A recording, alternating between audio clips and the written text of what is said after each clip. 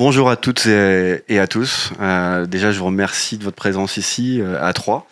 Moi, je suis venu de bon matin à Lille, donc pour parler de sujets qu'on entend beaucoup parler à la télé, l'IA, le Web 3 et un peu à tort et à travers.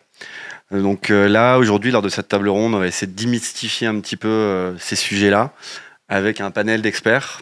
Et je vais proposer à Grégory déjà de commencer à te présenter ton activité et ce que tu fais un petit peu dans l'écosystème. Alors bonjour à tous, je m'appelle Grégory Montfort, je suis le CEO de Ace Good, ACE Good, ça veut dire art, culture, événementiel et good, parce qu'on utilise des solutions blockchain pour ces secteurs-là pour améliorer en fait tout leur process. Donc le simple slogan qu'on a, c'est You Simply Better, parce qu'en utilisant des solutions blockchain, ils vont tout simplement optimiser leurs services, gagner en qualité. Pour résumer. Bonjour à tous, merci Mehdi pour l'invitation. Donc moi c'est Sébastien Paillet, j'ai créé une société qui s'appelle Earlymetrics qui vient d'être renommée aujourd'hui Scalix. Et en fait on développe des modèles d'analyse pour évaluer le potentiel de croissance, le risque de faillite d'entreprises technologiques. Donc ça va d'entreprises early stage avec très peu de chiffre d'affaires jusqu'aux entreprises cotées. Donc nos solutions sont déployées auprès de gros acteurs institutionnels financiers comme Euronext, BPCE, le gouvernement anglais aussi nous utilise. Voilà. Bonjour à tous, donc Benjamin Faragy, moi je suis le dirigeant fondateur d'une société qui existe depuis maintenant 2015 et on fait que de la blockchain. Depuis on installe et vous allez voir que vous allez être assez surpris, on fait du CRM chez nos clients et nos clients sont des huissiers et des avocats. Donc c'est très particulier, on met très peu d'intelligence artificielle pour le moment, mais on va essayer, on va essayer d'y mettre. Mais je vous donnerai des exemples très concrets, on fait du CRM involontaire, mais on en fait quand même.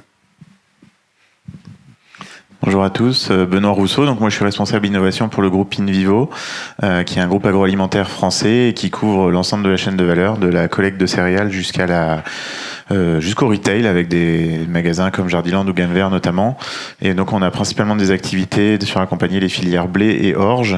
On est premier collecteur français, on est très impliqué au niveau européen et donc on est en charge de valoriser la production des agriculteurs, notamment à travers la fabrication de farine ou de malt pour les bières, et c'est un des sujets sur lesquels on pourra revenir sur l'utilisation de la blockchain et puis aussi sur la partie intelligence artificielle.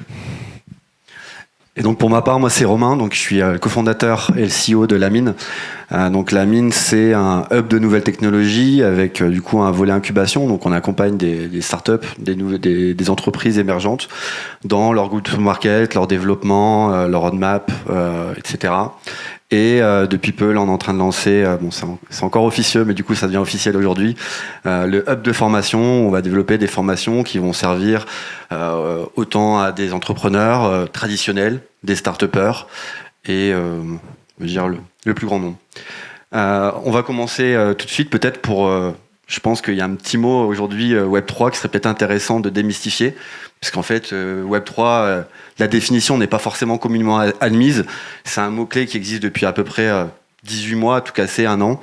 Je laisse la parole peut-être à Grégory. Quelle est pour toi, hein, je dis bien, la définition du Web3 ? C'est quoi ? Alors le Web3, c'est assez difficile à définir, mais concrètement, je vais plutôt parler de ce qu'est un token. Et un token, en fait, c'est un droit qui est digitalisé sur la blockchain. Et aujourd'hui, quand on fait du marketing Web3, la plupart des entreprises, elles ont des critères ESG, donc c'est environnement, sociétal et gouvernance. Et cet aspect gouvernance, c'est très important. Quand vous avez un token, vous avez un droit. Et donc, le Web 2, c'est de la centralisation. Ce sont des entreprises qui vont vous dire quelque chose et vous n'avez pas forcément le droit de participer. Et donc, la centralisation vous enlève des droits que le Web 3 vous restitue grâce à de la tokenisation. Et quand vous êtes détenteur d'un token, vous pouvez être à la fois consommateur, à la fois actionnaire, à la fois décideur. Vous avez un droit de vote sur une autre société qui pourrait être un droit sur une campagne marketing, sur des valeurs, sur la redistribution de dividendes, sur plein d'autres choses. Tout dépend en fait quels sont les droits rattachés à ce token. Donc c'est redonner du pouvoir aux gens. Pour moi, le Web3, c'est ça, via une solution qui s'appelle la blockchain et qui est totalement décentralisée et cryptographiée. Donc personne ne peut, entre guillemets, modifier ces codes, donc les droits qui vous sont attribués. Est-ce que tu peux nous parler, je rebondis aussi, donc je sais que tu es promoteur aussi d'une solution qui s'appelle Selfbar, qui est reliée à la blockchain. Est-ce que tu peux nous expliquer un petit peu comment la blockchain finalement est entrée dans ce business-là, de Selfbar, et comment au niveau marketing finalement ça impacte le quotidien de cette entreprise ? Alors, Cellbar a d'abord développé du self-service avec Vincent Calbo, qui est justement derrière. Vous pouvez le voir, le CEO et fondateur est là. Il est aussi à côté de la machine à boisson. En fait, Vincent Calbo, il est cryptographe. Enfin, il fait de la cryptographie déjà depuis plusieurs années. Et l'intérêt, au début de faire de la blockchain, c'était pour avoir une traçabilité d'abord dans le paiement. C'est-à-dire que le business model, c'était de vendre un produit et le client, des fois, ne payait pas. Alors qu'aujourd'hui, on met à disposition une tireuse à boisson, et dans la blockchain, il y a ce qu'on appelle un smart contract, et à chaque fois qu'un client se sert, tout le monde est payé en temps réel. Donc ça veut dire que le bar va être payé, Cellbar va être payé, le fournisseur de boisson va être payé, et nos investisseurs sont payés aussi. Donc on fait même jusqu'à aller redistribuer en fait tout le chiffre d'affaires sur l'ensemble de la supply chain, et donc la blockchain offre déjà cette garantie d'être payé avec le fait qu'il y a un hash dans la blockchain Polygon. Donc vous allez sur Polygon Scan et toutes les 24 heures, vous avez toutes les données de l'industrie de la boisson qui sont on-chain. Donc on parle de données professionnelles, c'est pas, on ne va pas donner de données privées ou pour des particuliers, ça ne nous intéresse pas. C'est en fait le litrage, le prix pour ramener de la transparence sur l'ensemble de l'industrie de la boisson. Ok, super. D'ailleurs, je rebondis sur ce que tu me disais. Aujourd'hui, il y a quand même pas mal de kidam, entre guillemets, du plus grand nombre, qui font pas la différence entre une blockchain et crypto-monnaie. Et c'est des choses finalement complémentaires, mais assez différentes. D'ailleurs, on a eu une discussion tout à l'heure très intéressante qui aurait pu être une pré-table ronde avec Benjamin.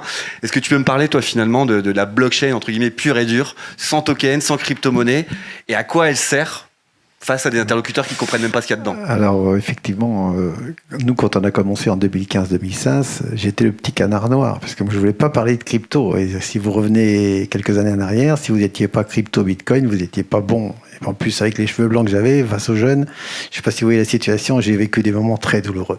Non, je plaisante. Ceci dit, moi, j'étais toujours persuadé qu'il y avait la blockchain et les 4 familles d'usages que nous, on a l'habitude de travailler avec nos clients. Donc, on sépare bien ces 4 familles d'usage. C'est grosso modo, la première famille, c'est vous allez trouver le classique, la traçabilité, l'eurodatage, la signature, l'intégrité, ce qui est le plus facile entre guillemets, à déployer. La deuxième famille, c'est les programmes automatiques. Ça, l'AI a son rôle à jouer dans les smart contracts, les programmes qu'on génère sur la blockchain. La troisième famille, il vient de le signaler, c'est le pouvoir du token, donc des tickets. Très difficile à comprendre, hein. Et la quatrième famille, c'est la crypto. Donc, blockchain, c'est un outil qui travaille sur 4 familles d'usages. Donc, voilà comment on pourrait définir cette approche. Et on fait bien la séparation, ça prend du temps à expliquer aux clients, surtout que, comme je vous l'ai dit tout à l'heure, nous, on travaille quand même avec des clients qui sont traditionnels, huissiers, avocats, voilà, c'est pas des geeks de la techno numérique. Et ils ont très, très bien compris à quoi ça sert. J'espère vous apporter les témoignages opérationnels et les exemples de comment on a fait du CRM involontaire avec la blockchain et comment on intègre très modestement l'AI en relation avec la blockchain. Super intéressant. À ton tour, Benoît, il y a quelque chose que je trouve assez intéressant. Tout à l'heure, tu nous as monté une canette. Simple, efficace. Alors, c'est vrai que nous, on est très loin de cette technologie. On n'est pas là pour remettre en question ce que je parle de blockchain, etc. Mais c'est vrai qu'on est orienté création de valeur, impact. On est vraiment orienté business. Et donc, moi, mon job, en général, c'est d'identifier justement des technologies et de les amener dans le quotidien de nos métiers, que ce soit pour améliorer l'excellence opérationnelle ou trouver des nouveaux leviers de service pour nos clients ou les clients de nos clients. Et donc, c'est vrai que je suis venu avec la canette de bière C64 depuis, il n'y en avait plus qu'une. Mais bon, vous en trouvez plein dans les magasins. Mais en fait, nous, la base, c'est parti qu'on est créateur de filières d'approvisionnement. Donc, l'idée, c'est que C64 voulait changer ses types d'orge pour faire sa bière. Et donc, ils ont décidé de changer l'approvisionnement et en même temps de passer d'un marketing de la confiance, où toutes les grandes marques aujourd'hui ont une notoriété, une fiabilité, on va dire, à un marketing de la preuve. Et donc, l'enjeu, c'était de dire comment, à travers ce nouveau schéma qui se déploie sur 3 ans, puisqu'on ne bascule pas comme ça 100% des approvisionnements en 1 an, comment on est capable de rassurer le consommateur. Et donc, à travers ça, tu demandais de définir le Web3. Pour moi, le Web3, c'est la notion d'interopérabilité. C'est-à-dire, à un moment, comment on peut être différents acteurs industriels, clients, fournisseurs sur une chaîne de valeur, avec toute la confidentialité, les relations clients-fournisseurs que ça peut avoir sur les prix, la qualité, enfin tout un tas de sujets qui viennent un peu perturber l'enjeu même qui est de dire comment je fais une bonne bière et que je la vends à mon client.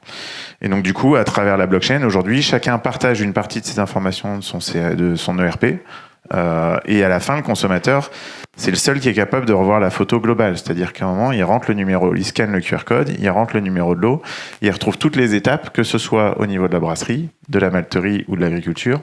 Il va retrouver des dates, des qualités, etc., etc. Et en fait, ça, c'est super intéressant parce que là, on rentre dans la base qui est de dire la blockchain, pour nous, c'est ni plus ni moins qu'un registre. On vient enregistrer des informations. Et le consommateur, lui, il a la chance de pouvoir voir tout le tableau en même temps. Et dans les usages, tu parlais d'intelligence artificielle, une fois qu'on a fait cette tuyauterie d'interopérabilité entre les acteurs, bah aujourd'hui on fait passer des data marketing, je dirais, simples, de réassurance. Mais demain, on imagine passer des informations qualité sur la manière dont on a produit notre malt et comment, du coup, il pourrait être mieux remis en œuvre chez le brasseur pour limiter l'impact carbone, les consommations d'eau, etc. Donc, on est au tout début. Et pour compléter le Web3 et la notion de métaverse, moi, j'aime bien, il y a Renault, il y a quelques mois, qui a communiqué beaucoup sur son métaverse industriel, qui nous ressemble plus. On est loin du métaverse avec les avatars, etc., où il y a sûrement plein de choses à faire, mais qui sont plus difficiles en application. Par contre, avant de se dire qu'on a cette tuyauterie, un jeu de données qu'on va utiliser aussi bien pour de la traçabilité que pour de l'intelligence artificielle, pour comprendre comment on doit travailler nos matières premières, là, on est vraiment dans... Enfin, c'est là-dedans où on s'amuse le plus, quoi. Enfin, et où il y a vraiment les cas d'usage de demain. Et du coup, on est d'accord que tes clients finaux n'ont même pas besoin de savoir qu'il y a de la blockchain dedans. Ça répond juste à un besoin. Non, j'avoue que là, on fait du marketing avec le mot blockchain, c'est bien, ça en met plein. Mais souvent, le premier truc qu'on commence par faire, c'est dire, c'est ni plus ni moins qu'un gros disque dur qui est partagé. Et ça suffit à démystifier et à basculer autour. Et puis après, la communication et le marketing prend le pas. Mais l'enjeu, qui est démentiel et sur lequel on insiste, c'est la capacité de donner l'accès à de la donnée à tout le monde et agrégé et en confidentialité. Donc ça c'est top et c'est vrai qu'aujourd'hui on a lancé ça 1er janvier, on a fait plus de 400 millions de bouteilles déjà, donc ça fait 400 millions de QR codes et alors on est sur des taux de scan qui sont très faibles par rapport à ces volumes là, mais on est à plus de 130 000 scans de bouteilles et là au niveau marketing on commence à avoir des choses intéressantes parce qu'on sait où les bouteilles sont scannées, à quelle heure, quel lot, donc le marketing a les yeux grands ouverts en se demandant qu'est-ce qu'ils vont pouvoir faire de ces données quasiment temps réel, qui apportent un nouveau levier d'analyse. Et tout ça, c'est parti il y a quelques années, cette histoire de blockchain en disant qu'est-ce qu'on peut bien en faire. Super intéressant. Du coup, je te passe la parole, Sébastien. Comment la blockchain et l'IA peuvent finalement intégrer des modèles d'entreprise, entre guillemets, traditionnels et développer leur chiffre d'affaires avec ces technos ? Oui, c'est une question très vaste. Nous, effectivement, pour revenir sur ce qu'on fait, effectivement, on accompagne des grandes entreprises sur justement l'implémentation de technologies au travers de start-up et de jeunes entreprises innovantes.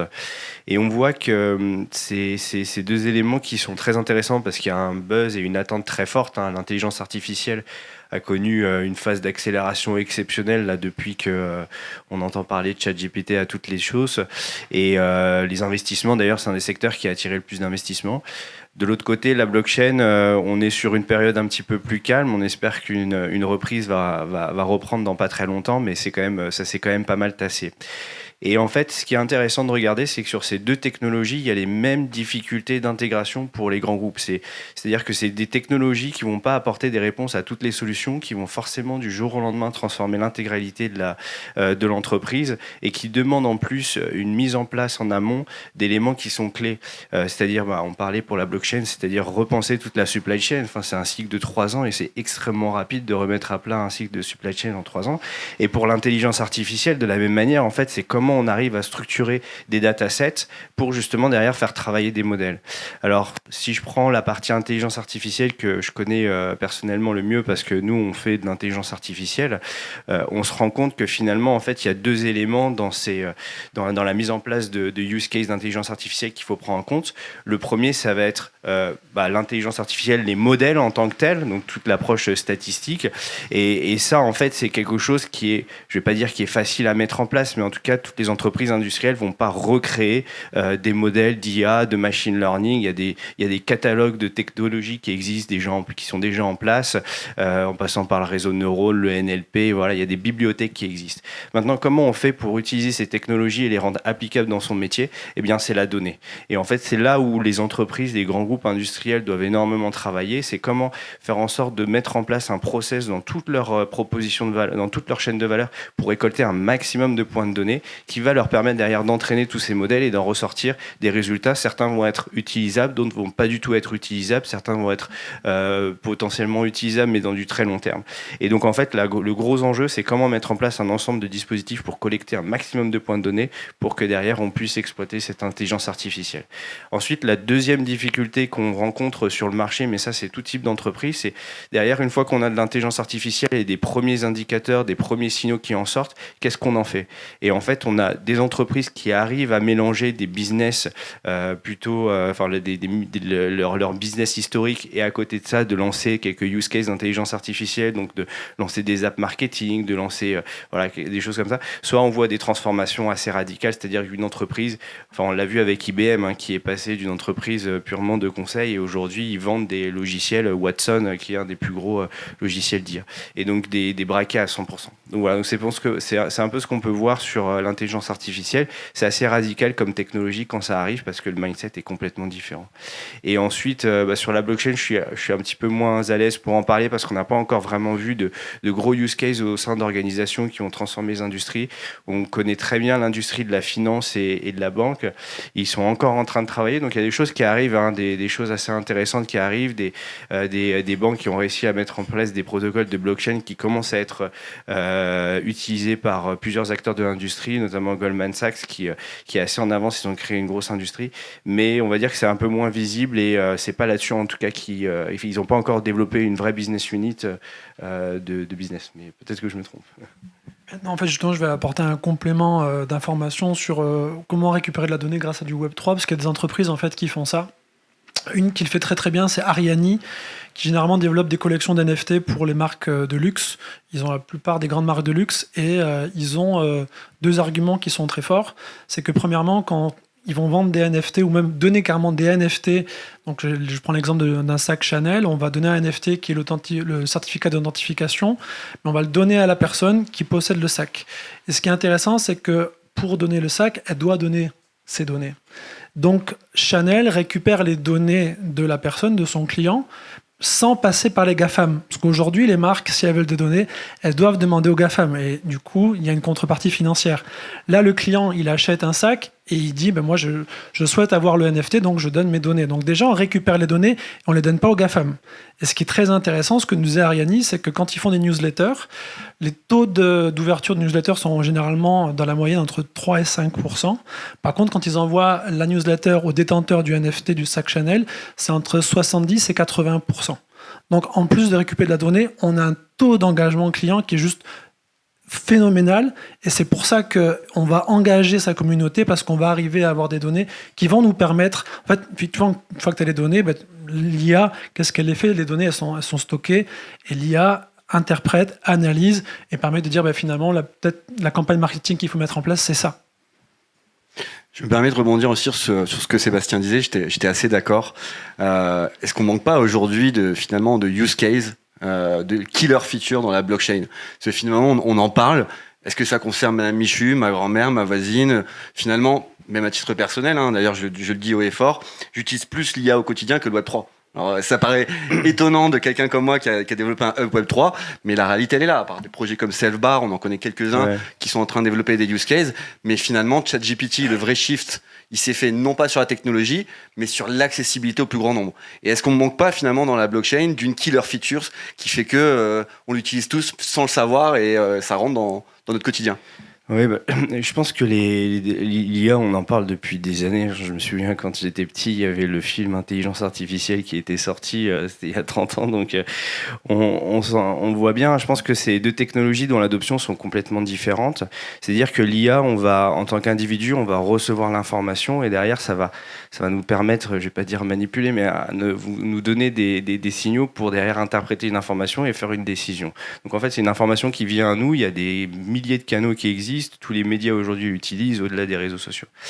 La blockchain, je pense que c'est différent, c'est un petit peu plus récent et en fait, comme ce qui était dit juste avant, c'est une transformation, enfin c'est de l'interopérabilité et en fait, selon moi, il faut plus rapprocher l'adoption de la blockchain à l'adoption des emails. C'est-à-dire qu'en 2000, quand on voulait envoyer un email, on était le seul à envoyer un email ou à recevoir, donc il fallait attendre des années. Et en fait, je pense qu'avec la blockchain, je sais pas dans la salle combien de personnes a créé un wallet électronique. Posons la question. C'est intéressant de savoir qui est-ce qui a un wallet avec un NFT. Bon, voilà. Donc, ouais, et je pense que c'est énorme. Bon, la thématique, mais si on fait cette demande d'information, enfin, ce sondage dans la rue ou dans le train ou je sais où, je pense qu'on est à moins de 5%, voire même 1% des personnes qui ont des emails. Et je pense qu'aujourd'hui, la difficulté, elle est là. C'est-à-dire qu'aujourd'hui, moi, j'ai un token, sauf que je peux le communiquer à personne. Et je pense que la magie de la blockchain, c'est le jour où tout le monde sera équipé d'un wallet électronique. À ce moment-là, on va être en capacité de démultiplier le partage d'informations qui transitent sur les NFT ou sur tout type de token qui va transformer énormément de choses. Enfin, on parlait là du métier d'avocat, c'est pareil. Enfin, demain, on va pouvoir complètement digitaliser tous les papiers, tous ces actifs. Et je suis sûr qu'il y a des actifs qu'aujourd'hui, on ne pense même pas quand on va faire une demande de prêt en banque, qui sera dématérialisé, qui sera sur sa blockchain et le banquier demain pourra le prendre en considération. Donc, je pense qu'on est dans une phase de développement. Plus il va y avoir d'use case, plus il va y avoir d'entreprises qui vont proposer des solutions qui proposent du NFC, plus on sera obligé de créer des wallets. Et d'ailleurs, c'est une expérience pour ceux qui n'ont pas créé de wallet, de créer un wallet et aller au-delà, c'est-à-dire de tokeniser une image, parce que moi, c'est une expérience que j'ai fait et qui m'a permis vraiment de comprendre la puissance de la blockchain. Donc voilà, donc je pense qu'on est dans cette phase d'adoption là où l'IA, c'est finalement beaucoup plus simple en termes de récupération. Alors moi, je suis tout à fait d'accord avec toi. Pour moi, il y a un vrai sujet d'user experience.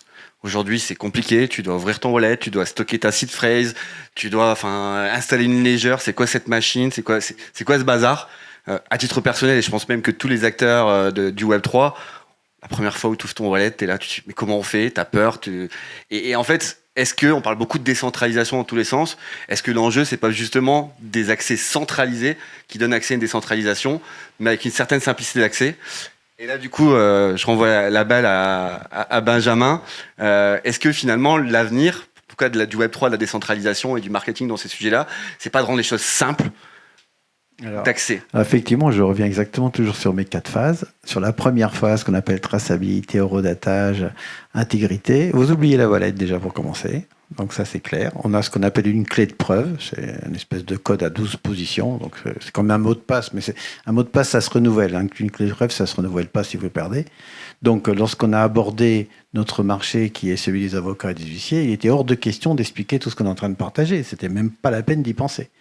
Donc on voit bien que pour ce profil d'acteur qui a un besoin bien précis d'avoir des éléments de preuve, parce qu'on intègre tout en termes de preuve dans une blockchain, eh bien, il n'était pas question de parler ni même de smart contract, encore moins de NFT. Et voilà.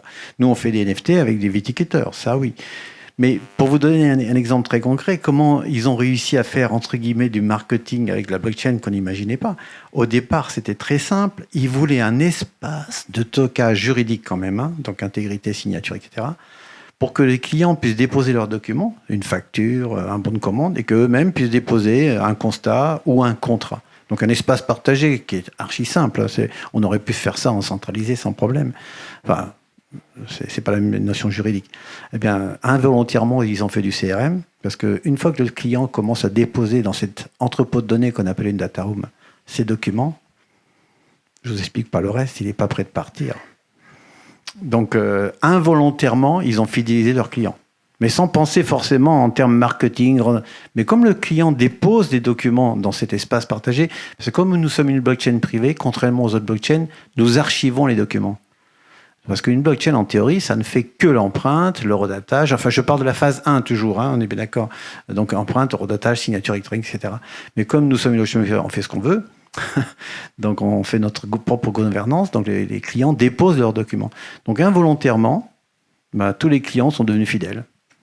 Donc voilà un témoignage. On est vraiment dans des cas d'usage très très à terre, parce qu'il n'y a pas moyen de faire autrement chez nous.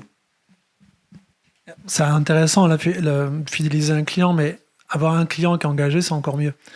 Et en fait, le token et le Web3 permet ce qu'on appelle le rewarding. Donc je vais être récompensé pour une action.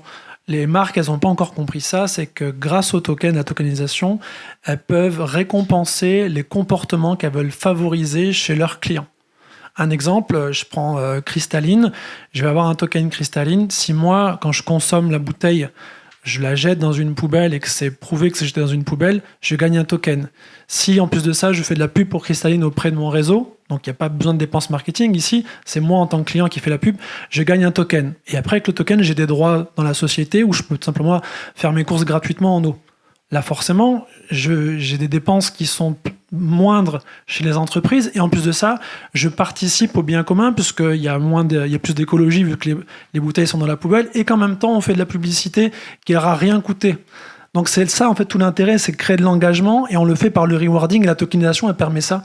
Et donc, il faut se poser la question, quelle récompense je peux apporter au comportement que je veux favoriser chez ma communauté ou chez mes clients, chez mes consommateurs. Ça va plus loin que la fidélisation à ce moment-là. D'ailleurs, on peut le voir là aujourd'hui, les annonceurs, les corpos, les grands comptes, ils ont du mal à toucher à des générations Z. Pourtant, ils sont tous sur TikTok, ils sont tous sur les réseaux. C'est ce qu'on appelle la génération des digital natives. On n'arrive plus à les toucher, ils n'arrivent plus à faire du marketing à cette population-là. Ils sont tous dans la crypto parce pas que mal dans la crypto, ouais. Ils vont tous sur les jeux vidéo. Pourquoi ? Parce qu'ils ont des récompenses. C'est ça. Et donc, soit c'est des récompenses qui sont après dans des vrais cryptos qu'ils peuvent utiliser dans la vie réelle, soit c'est des récompenses qui peuvent leur servir dans le jeu. Donc, qu'est-ce qui intéresse les gens ? C'est d'avoir des récompenses, soit parce que ça va le flatter, soit parce qu'ils vont avoir une utilité, ou soit parce que ça va leur donner du pouvoir de décision. Donc, c'est ça qu'il faut donner aux gens aujourd'hui. Il faut arrêter de croire que les entreprises savent mieux que leurs clients ce que les clients veulent.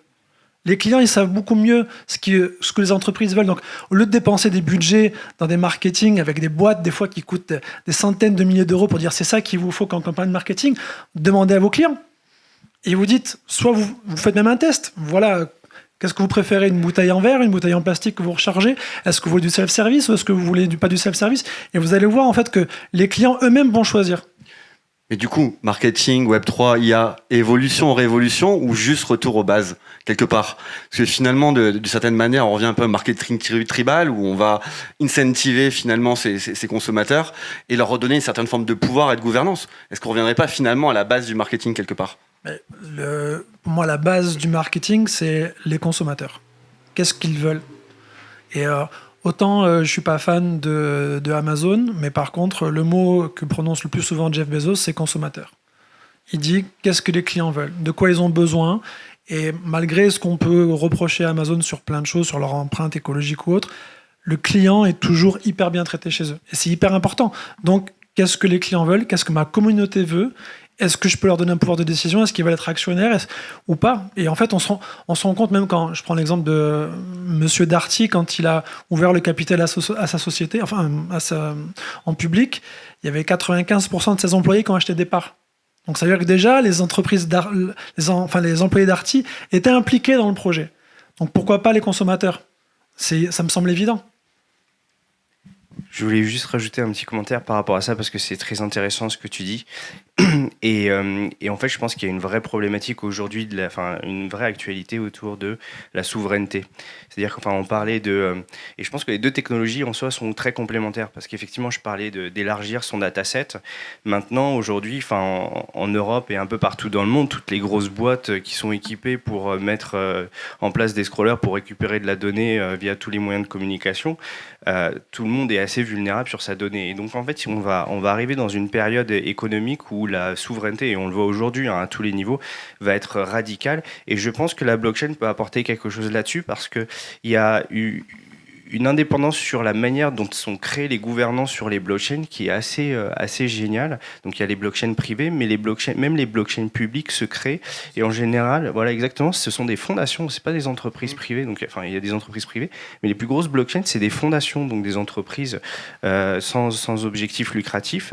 Et donc ça va être très intéressant de regarder comment tout ça va se développer, parce qu'effectivement, il va falloir que si on veut pousser l'IA au maximum et être à l'aise avec les technologies d'IA, il va falloir qu'on contrôle qui est-ce qui a accès à la donnée, qui est-ce qui développe aussi les modèles d'IA, parce que l'IA, en fait, c'est l'interprétation de modélisation humaine d'une certaine manière dans beaucoup de tâches. La manière de penser occidentale est différente de la manière de penser orientale, ou même de façon plus précise, on peut avoir des indépendances de pensée par rapport aux États-Unis, et donc il ne faut pas qu'on se fasse imposer tous les modèles de calcul qui ressortent de là-bas. Et je pense que les blockchains associés à la donnée, à la traçabilité de la donnée, va être quelque chose de très important, parce que sinon je ne sais pas comment on va réussir à se développer, et il risque d'y avoir un retour en arrière ou de geler l'utilisation de l'IA qui, dans certains domaines d'activité, va apporter des révolutions monstrueuses. Enfin, on pense au monde de la santé où il y a énormément d'investissements. Le gain qu'on a fait sur la mise sur le marché de nouveaux produits, de nouveaux médicaments sur des pathologies qui sont très impactantes. Donc voilà, dans plein de domaines d'activité, dans l'aérospace, dans l'aéronautique, dans la transformation écologique, tout ça, ça va avoir des impacts. Maintenant, il faut savoir d'où vient la donnée, comment on la suit. Et ça, je pense que les deux vont être compatibles. Et ce qui est intéressant, c'est qu'on parle de données. Finalement, le Web 1 que tu as connu, Benjamin, c'était une histoire de données. Quand on est passé de la radio à la télévision, c'était encore de l'information. Finalement, est-ce que les révolutions vraiment impactantes de l'humanité ne sont pas toutes liées à la data? Je mets un peu un pavé dans la mare, mais... Oui, c'est quelque chose qui est possible, mais je rebondis sur ce qu'il a évoqué. Et pour faire la liaison avec l'AI et la blockchain, les modes de gouvernance, c'est-à-dire les algorithmes de calcul, il va falloir quand même les contrôler et savoir son origine. Or, dans la blockchain, on fait des empreintes. C'est-à-dire, si vous faites un modèle mathématique pour faire des recherches sur une data, une montagne de data, on va savoir quel modèle mathématique, et vous allez pouvoir faire une empreinte de ce modèle mathématique pour justifier qu'on puisse vérifier que votre modèle mathématique n'a pas un sous-jacent qui est truqué ou anormal. Donc là, on voit bien qu'il y a un lien entre ce qu'on va faire dans l'AI, avec les datas qu'on va récupérer de XY, et la sécurité de ce modèle mathématique ou de cette gouvernance que vous avez choisi. Là, on a un lien direct en termes de sécurité entre, on peut parler de traçabilité, moi je dirais même que c'est la valeur de preuve que l'intelligence que vous avez utilisée, la manière dont vous avez programmé vos algorithmes, c'est quelque chose qu'on peut vérifier. Donc on l'accepte ou on l'accepte pas. Donc voilà un exemple. Il y a plein d'éléments qui vont changer. Tout à l'heure, on parlait de NFT. Pour vous donner un exemple, nous, on travaille dans le secteur de viticole. Donc, on fait des bouteilles en NFT. On peut se poser la question, pourquoi des bouteilles de champagne en NFT? Où on va? On n'a qu'à faire un site internet et puis on vend les bouteilles de champagne. Mais je vais donner un exemple très simple. Il y a un modèle économique qui est en train d'arriver. C'est que vous produisez votre bouteille de champagne, mettons 100 euros, j'en sais rien, enfin bref, une bouteille de champagne. Vous le vendez à 100 euros, la personne l'achète. Si on imagine que cette bouteille de champagne ne bouge pas, il reste toujours dans la cave du producteur, quelqu'un d'autre vend ce fameux token qu'on a évoqué, qui va être à 200 euros, mais regardez ce qui se passe. Alors on n'a qu'à faire un site de vente, et puis il vend 200 euros, puis après il vend un grossiste 300 euros, puis 400 euros, puis voilà. C'est un très joli site de champagne. Mais si vous faites la traçabilité de cette bouteille, et si vous signez un contrat comme quoi à chaque fois qu'on vend à quelqu'un d'autre, il y a une plus-value, c'est-à-dire celui qui a acheté 100, il vend 200, celui qui a acheté 200, il vend à un Chinois qui vaut 500, eh bien le producteur touche une commission à chaque plus-value. Le modèle économique change, c'est-à-dire que le producteur, lui, il va non seulement suivre à la trace son produit, savoir qui c'est, peut-être se connaître le nom du client, faire du CRM, de l'affiliation, mais à chaque plus-value, il touche une commission. Donc on voit bien que là aussi, c'est quelque chose qui n'existait pas avant, ce modèle économique.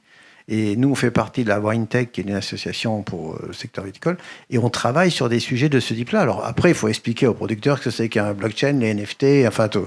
Là, je vous explique pas, ça c'est mon boulot, je suis passionné de ça. Mais il y a 2 ou 3 volontaires, et on n'est pas en test, on n'est pas dans la science-fiction là. Ça se fait déjà, bien sûr, oui, bien sûr. Et si vous venez sur le site là où on est, je vous montrerai toutes les bouteilles. Et en plus, là-dessus, on a associé des artistes qui décorent les bouteilles pour les rendre encore plus uniques. Voilà, c'est tout à fait ça. Donc on voit bien que tous ces modèles-là, moi, on m'aurait parlé de ça il y a 3 ans, j'aurais dit, bon, qu'est-ce que je fais avec la blockchain dans le commerce, quoi. En fait, je voulais juste rebondir parce qu'il y a... Alors, on est aligné sur la partie vin, etc. Je pense qu'on est vraiment dans des cas d'usage où on peut... Nous, la rémunération du viticulteur, de l'agriculteur, avec toute la plus-value qui peut être faite, c'est super intéressant. Après, on parle de la blockchain, mais en fait, ce qui est un frein aujourd'hui, nous, typiquement en tant qu'entreprise, c'est... On parle plutôt... Il y a des blockchains, il y a des technologies. On parlait d'interopérabilité Et ça oppose deux mondes, un monde centralisé et décentralisé, où nous, on a des engagements de devoir garantir l'accessibilité à la donnée dans la durée. On voit qu'il y a des blockchains qui continuent, qui s'arrêtent, qui tout d'un coup... donc les enjeux aussi, c'est on peut pas changer tous les jours. C'est comme si demain, on se disait, aujourd'hui, je suis chez Microsoft, et puis demain, je rechange chez Google pour les mails, et puis je vais rechanger, et puis il est plus là.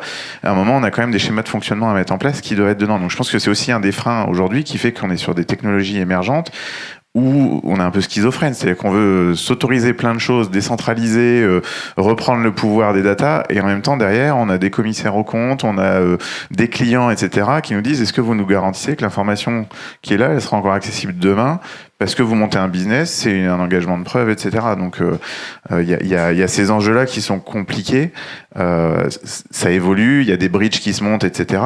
Mais du coup, c'est vrai qu'entre, pour la partie wallet, de rentrer dedans, en plus après les accès et de se dire est-ce que j'ai choisi la bonne techno, c'est quand même des enjeux où on est obligé d'attendre, mais en même temps on doit être pionnier et trouver les cas d'usage. Donc c'est un peu cet équilibre qui est compliqué.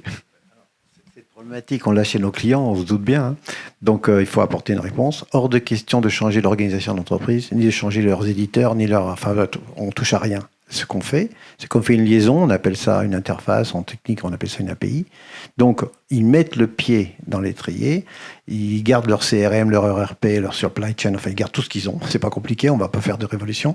Mais pour démarrer l'opération, on fait une liaison, ce qu'on appelle une interface, de façon à ce que certains documents sensibles qui viennent de l'ERP, du CRM ou de je ne sais pas de quelle application ils ont, soient intégrés directement, avec ou sans archivage, dans une blockchain privée ou publique. Après, comme ça, ils s'assurent à la fois un passé et ils se préparent aussi pour le futur. Et autre élément, si un jour vous allez sur la blockchain, soit vous utilisez des interfaces et des applications sur la blockchain, ça, il n'y a pas de problème, comme si vous étiez sur un site web, en fin de compte.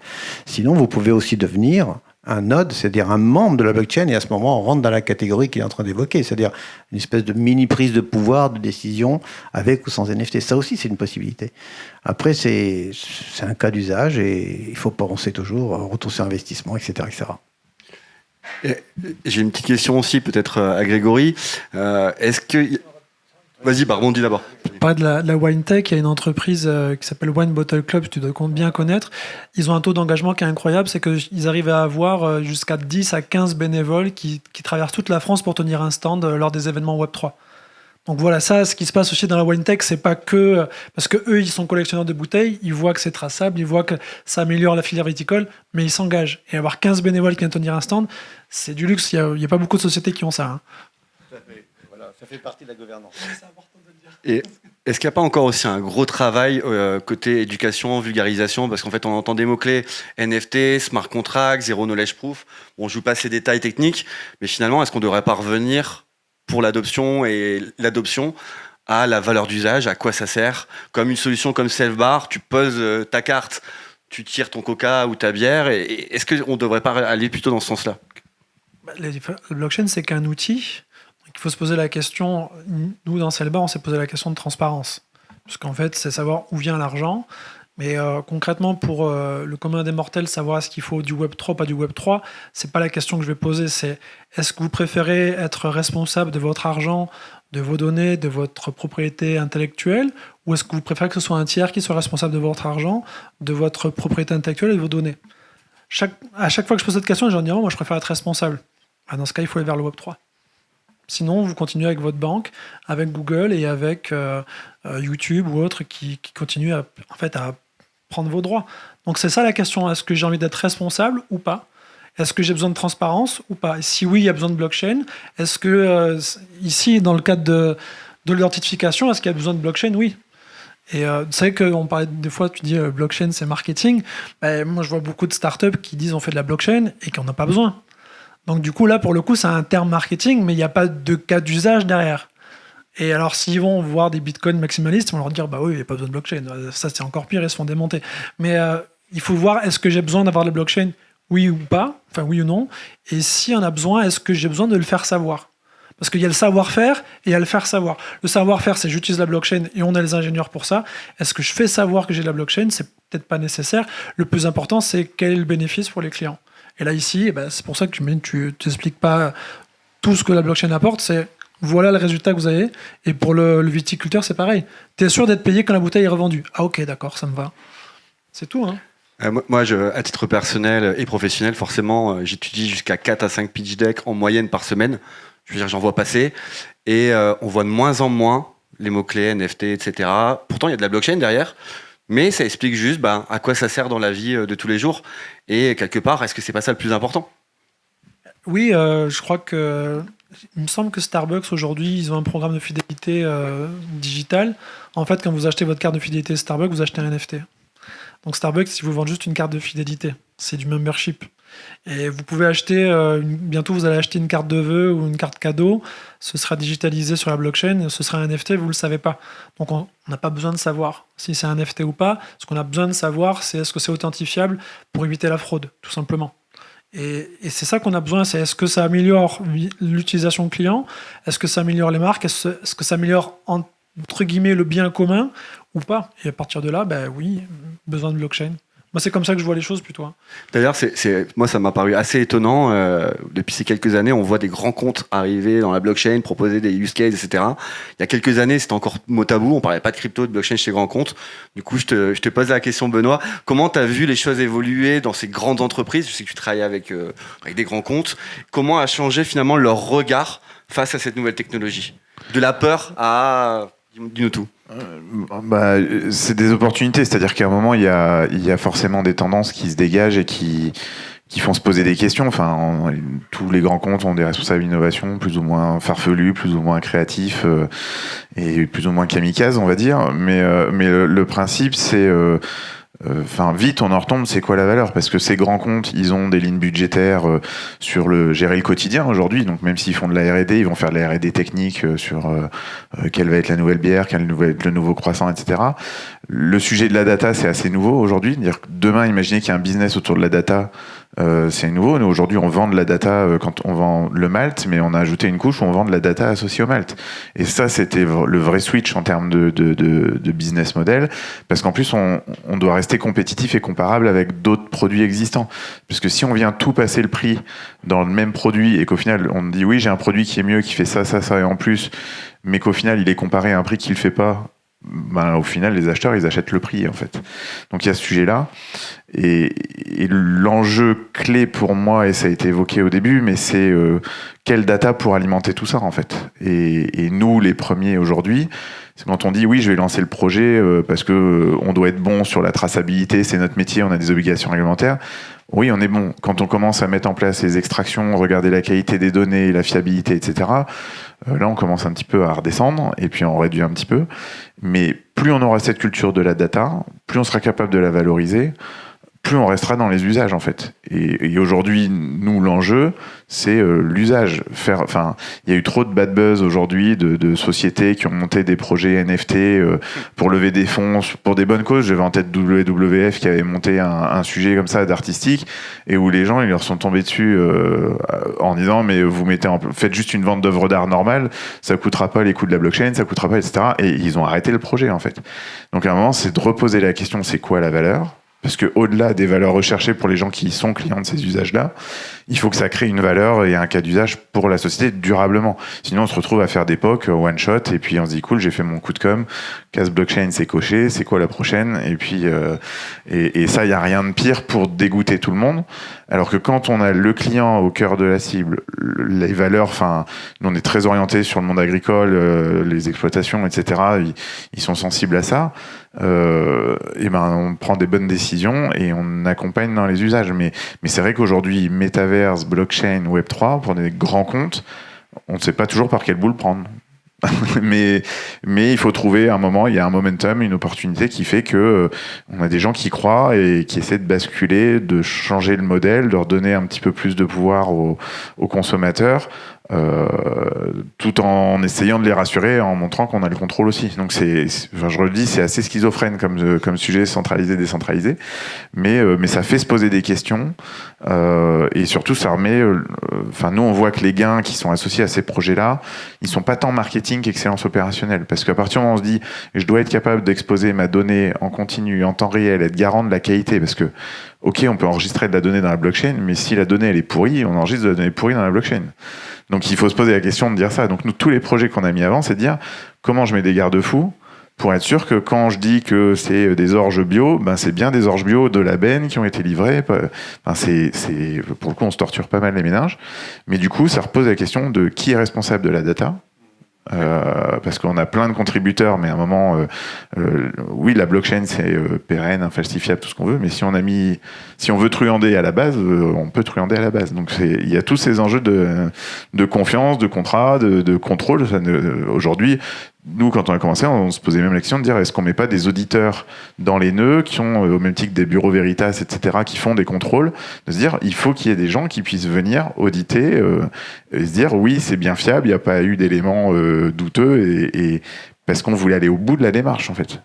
Et pas juste, enfin, comme je disais, cocher la case en disant blockchain, c'est fait, on passe à autre chose. Donc, et nous, en plus, si on voit que la data, on commence à avoir une qualité, on a une amélioration de notre excellence opérationnelle. Les gens trouvent davantage de sens quand on leur explique pourquoi c'est important qu'ils saisissent la bonne information au bon moment, parce qu'à la fin, c'est le consommateur qui la voit. Les gens, ils ont la banane. Quand on est retourné voir tous les participants du projet à la fin pour dire on vous a embêté avec tout ça, etc., regardez, aujourd'hui, le QR code, c'est vous qui... Les gens, ils sont repartis avec la bouteille chez eux, ils ont scanné, ils ont montré, il y a du sens. Et maintenant qu'on a mis en place cette culture de la donnée, les sujets IA qu'on est en train de développer et autres, c'est la même donnée. Et donc, du coup, on commence à démultiplier. Mais après, il fallait trouver le premier levier qui était le marketing, qui était facile parce qu'on a trouvé des budgets plus faciles que des fois des investissements industriels où on est mis en opposition avec un nouveau bloc froid qui va faire 10% d'économie d'énergie. Moi, je suis incapable, quand on a démarré la blockchain, de dire qu'on allait faire 10% de plus de ventes. Aujourd'hui, on vend pas 10% de plus de bouteilles de bière parce qu'il y a un QR code. Par contre, on a un bon positionnement, la marque reprend de la notoriété, et on continue, et tant qu'on sera dans cette réassurance, on pourra continuer d'investir durablement. D'ailleurs, tu parles de data, et là, il y a un enjeu fort, à mon sens. C'est-à-dire que la data, ça vaut rien quand on a peu, et ça vaut plus rien quand on en a trop. Et là, avec l'IA, il y a une explosion de la production de la data. Et à mon sens, dis-moi ce que tu en penses, ou peut-être Benjamin, est-ce que l'enjeu de demain, ça va être pas aussi de trier, qualifier cette data qui devient de plus en plus exponentielle et qu'on sait plus forcément traiter de manière aussi bonne qu'avant? Alors, sur le sujet de la valeur de la data, on a un sujet qui revient régulièrement dans le monde agricole, typiquement. Les agriculteurs, c'est des geeks finis. On parle souvent de Tesla, etc., voitures autonomes, mais il faut savoir que les tracteurs, ils étaient autonomes avant qu'on ait des voitures autonomes. Alors, on est dans des champs, etc., mais les tracteurs sont pilotés par GPS, au centimètre, etc. Et aujourd'hui, donc, les agriculteurs produisent beaucoup de data en disant, moi, j'ai mon champ, je sais dire quelle densité j'ai fait, quand j'ai mis tel produit, j'ai une station météo connectée, etc. Donc, je peux générer des outils de décision avec de l'IA pour dire prévision de rendement, quand est-ce que je dois traiter, etc., mes rotations. On dit oui, mais individuellement, oui, vous avez votre data, elle a une valeur. Donc, il y avait des grosses discussions de dire combien on rémunère l'agriculteur pour avoir sa data et pour pouvoir construire des modèles et possiblement lui vendre mieux des services. Mais individuellement, le problème, c'est que c'est pas représentatif. Chaque champ est particulier, chaque traitement est particulier, chaque méthode est particulier. Par contre, si on a cette communauté en fait qui se regroupe et qui dit bah voilà, j'ai un territoire complet où je collecte toutes les informations et toutes ensemble mises à jour, on peut commencer à construire des modèles sur lesquels il va être profitable pour l'ensemble. Donc en fait, du coup, si on n'a pas cette collectivité qui se fait, on peut rien faire. Donc il y a bien cette notion globale.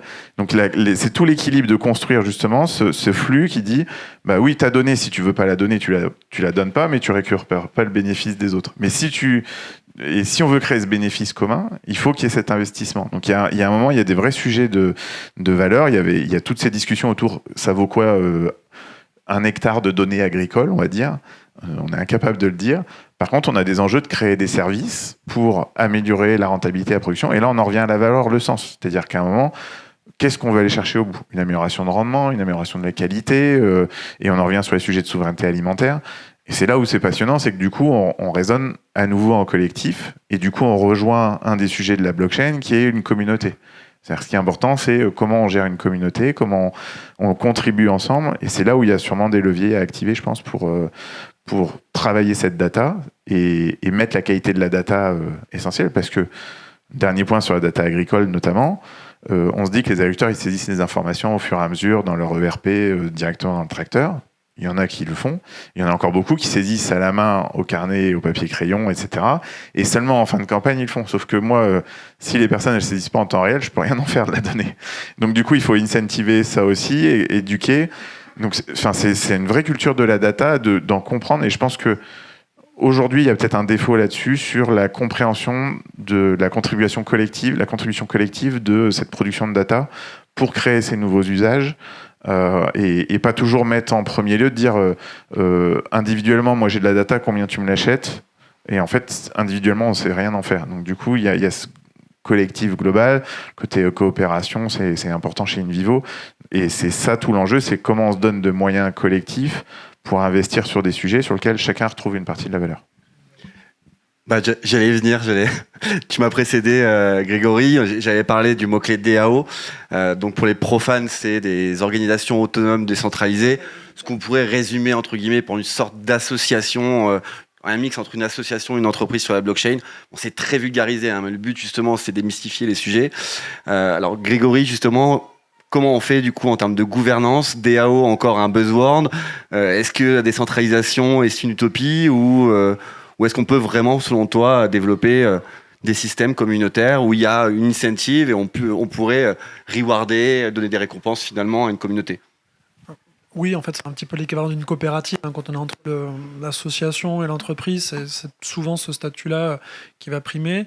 Mais la DAO, c'est que des fois, il n'y a pas de statut juridique. Pour avoir une DAO, il n'y a pas de personne morale derrière. Et l'intérêt, c'est simplement, on va avoir des groupes de personnes qui vont avoir envie d'avoir une prise de décision sur un consensus sur un protocole, et ils vont voter. Et il y avait par exemple dans Polygon, il y avait les fondateurs, il y avait les utilisateurs, mais il y avait la DAO Polygon qui à une époque, il fallait posséder tant de tokens pour faire partie de la DAO, et ils pouvaient décider est-ce qu'on fait un événement à tel endroit, est-ce qu'on fait évoluer la technologie vers ce sens-là, est-ce qu'on crée un wallet, enfin ils pouvaient décider plein de choses. Et ils pouvaient décider parce qu'ils avaient du token, quoi. Donc l'intérêt des fois c'est effectivement d'avoir un peu l'équivalent d'une fondation à côté qui fonctionne en DAO et qui va être un petit peu l'équilibre. L'entreprise va se focus peut-être sur l'aspect plutôt mercantile et la DAO peut-être sur les valeurs et ce qu'on veut proposer. Tu me parlais de réglementation dans les DAO. C'est vrai qu'en France, en Europe, on est très fort pour les réglementations. Je posais la question à Benjamin parce que toi, t'es entre guillemets un ancien, je veux dire, t'es un ancien de la blockchain, t'étais là avant nous tous et t'as pu voir évoluer les PSN, t'as vu Mika arriver. À ton avis, qu'est-ce que tu vois, enfin côté réglementation, est-ce que tu vois ça comme une opportunité ou comme une limitation ou les deux? Alors déjà, première chose, c'est très compliqué. Hein. Nous, on fait des tokens, enfin on en reparlera un autre jour, pour lever des fonds propres. C'est très très compliqué. Aucun cabinet comptable, aucun commissaire aux comptes ne signera une assemblée générale ou une AG où il y a le mot token. Hein. Ça, il faut bien comprendre aujourd'hui. Je ne parle même pas des banques, on est à 500 km. Donc, côté juridique, on est largement armé, surtout qu'il y a une loi, si vous avez le temps, regardez, 3 juin, là, c'est récent, où pendant 3 ans, on a une espèce de liberté, une espèce de bac à sable que l'AMF nous autorise, à condition que les juridiques que vous allez rencontrer cet après-midi ou demain matin puissent nous accompagner. Il faut prendre un tout petit peu de risque, on est très innovateur, très très innovateur. Donc du coup, les standards, l'aspect juridique. Non, en France, on est armé pour la partie juridique, hein, je te rassure tout de suite. Même si ça nous complique la vie, c'est un avantage majeur, c'est que ça rassure les entreprises qui ont besoin d'une certaine visibilité sur cet aspect-là. Donc moi, j'approuve plutôt la partie, même si on est obligé de lire des paquet de pages, 26 PDF et tout ça pour comprendre juste 2 lignes. Je ne suis pas juridique forcément, mais ça rassure quand même. Non, c'est plutôt positif. Je trouve que c'est plutôt... En France, on est assez gâtés. Non, je trouve que c'est un progrès. Alors, j'étais pas d'accord avec toi il y a quelques années, et puis finalement, la maturité aidant, je suis tout à fait d'accord. On a besoin de réglementation et il faut clarifier les choses, il faut rassurer. On parle de blockchain comme une technologie de confiance. Il faut mettre de la confiance dans la blockchain. L'IA, c'est pareil, c'est un vaste débat. Bon, j'ai plutôt du coup passé le relais à toi, Sébastien. L'IA aujourd'hui, on prend de la data sans forcément rétribuer d'où vient cette data. Il y avait des enjeux de réglementation dans la blockchain. Aujourd'hui, on se pose des questions aussi avec l'IA. Quel est ton avis sur la réglementation sur le domaine de l'intelligence artificielle ? Je pense comme dans tous les domaines, c'est fondamental en fait.